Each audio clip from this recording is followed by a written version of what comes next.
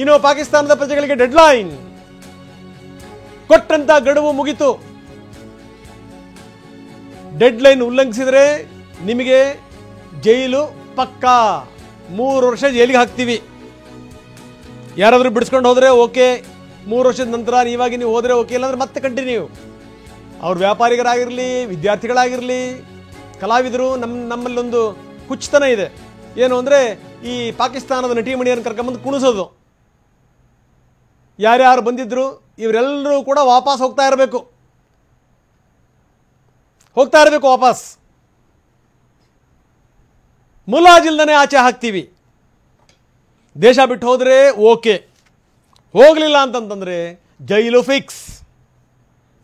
ಈಗಾಗಲೇ ಪಾಕ್ ಪ್ರಜೆಗಳಿಗೆ ಕೇಂದ್ರ ಖಡಕ್ ಸೂಚನೆಯನ್ನು ರವಾನಿಸಿದೆ. ಖಡಕ್ ಸೂಚನೆ, ಗಡುವು ಅಂತ್ಯ ಆಗ್ತಾ ಇದೆ ನಾಳೆಗೆ. ನನ್ನ ಬಿಸ್ನೆಸ್ಗೆ GST ನೋಟಿಸ್ ಬಂದಿದೆ, ಏನ್ ಮಾಡ್ಬೇಕು ಅಂತ ಗೊತ್ತಾಗ್ತಿಲ್ಲ. ಇಮಿಡಿಯೇಟ್ಲಿ ಒಬ್ಬ GST ಎಕ್ಸ್ಪರ್ಟ್ ಹತ್ರ ಮಾತಾಡು. ಎಲ್ಲಿ ಹುಡುಕೋದು? ಬಾಸ್ವಾಲಾ. Be the boss. ನಾಳೆಗೆ ಹೋಗಲಿಲ್ಲ ಅಂತಂದ್ರೆ ನಿಮಗೆ ಕಂಬಿಯೇ ಗತಿ.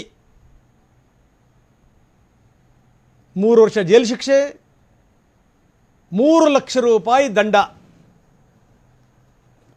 ಇದು ಬಹಳಷ್ಟು ರೀತಿಯಲ್ಲಿ ವೀಸಾಗಳನ್ನು ಕೊಟ್ಟಿರುತ್ತೆ ಒಂದು ದೇಶ. ಭಾರತ ಇದೇ ರೀತಿ 17 ರೀತಿಯ ವೀಸಾಗಳನ್ನು ಕೊಟ್ಟಿದೆ. 17 ರೀತಿಯ ವೀಸಾಗಳು. ಅದು ಬೇರೆ ಬೇರೆ ವಿಶೇಷ ಸಂದರ್ಭಗಳಲ್ಲಿ ಬಂದು ಹೋಗುವಂಥ ಅಧಿಕಾರಿಗಳಾಗಿರ್ಬೋದು, ವಿಶೇಷ ಕಾರ್ಯಕ್ರಮಗಳಿಗೆ ಬಂದು ಹೋಗುವಂಥವರಾಗಿರ್ಬೋದು, ಸಾರ್ಕಿನ ವಿಶೇಷ ವೀಸಾ ಪಡೆದು ಬಂದು ಹೋಗುವಂಥವರಾಗಿರಬಹುದು. ಆರೋಗ್ಯದ ವಿಚಾರಕ್ಕೆ ಸಂಬಂಧಪಟ್ಟಂಗೆ ಅಲ್ಲಿದ್ದಂಥ ಶ್ರೀಮಂತರಿಗೂ ಕೂಡ ಏನಾದರೂ ಎಡವಟ್ಟಾಯಿತು ಅಂತ ತಿಳ್ಕೊಳ್ಳಿ, ಭಾರತವೇ ಬೇಕು. ಟ್ರೀಟ್ಮೆಂಟು ಭಾರತದ್ದೇ ಬೇಕು, ಮೆಡಿಸಿನ್ನು ಭಾರತದ್ದೇ ಬೇಕು. ಇಲ್ಲಿಂದ ನಾವು ರಾ ಮೆಟೀರಿಯಲ್ ಇಲ್ಲಿಂದ ಕಳಿಸಿದ್ರೇ ಅಲ್ಲಿ ಪ್ಯಾರಾಸಿಟಮಾಲ್ ತಯಾರಾಗೋದು, ಇಲ್ಲಿಂದ ಕಳಿಸಿದ್ರೇ ಅಲ್ಲಿ ಐಬುಪ್ರೋಫೆನ್ ತಯಾರಾಗೋದು.